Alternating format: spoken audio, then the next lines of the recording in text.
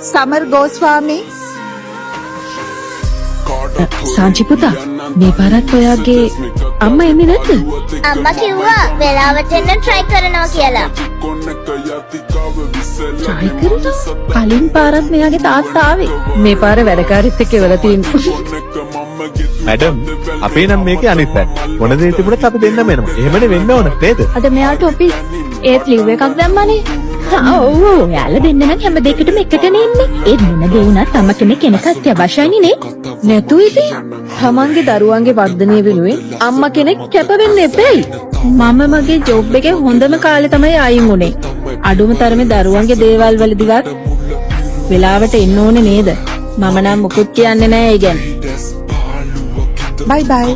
Sanvi Sharma. Ma'am මෙයාගේ අම්මා තාම ඇවිල්ලා නැහැනේ. මුලින් අපි එන්නද? මම එන්නද මෑම්? Oh, in officer.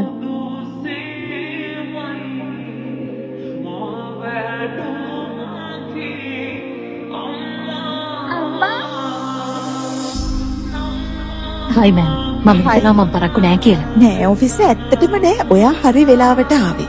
ඔයාගේ අවස්ථාව තමයි දැන්. ඊට කලින් මට සර්ප්‍රයිස් එකක් දෙන්න තියෙනවා. ඇත්තටම ඔයාලා හැමෝම වෙනුවෙන්. දුව ඔයා රචනාවක් ලියව නේද? හැමෝටම ඇහෙන්න කියවනවා නේද? මගේ ආදර්ශමත් චරිතය අම්මා මට කියලා තියෙනවා ජීවිතේ එක ආදර්ශමත් චරිතයක් ඉන්න එක අත්‍යවශ්‍ය නෑ කියලා. ඒ නිසා මම හැම උත්සාහවත් ගැහැණු කෙනෙක්ම ආදර්ශයට ගන්නවා. හරියට ඉස්කෝලේදී මගේ ටීචර් පන්තියේ කවුරු පළවෙනියා වුණත් අන්තිමයා වුණත් එයා උත්සාහ කරනවා වෙනසක් නැතිව අපි ඔක්කොටම හොඳට උගන්වන්න. මගේ ගෙදර ඉන්න රජිනා නැන්දා අම්මා කොයි හරි මිෂන් එකකට යනවා නම් එයා මට අම්මා නැති අඩුව දැනෙන්නේ නැති වෙන්න බලා ගන්නවා. ඒ වගේම මගේ අම්මා එයා අපේ රට වෙනුවෙන් බොහොම වැදගත් රාජකාරියක් ඉටු කරනවා. ඒ අතර එයා try කරනවා හොඳම අම්මා කෙනෙක් වෙන්න.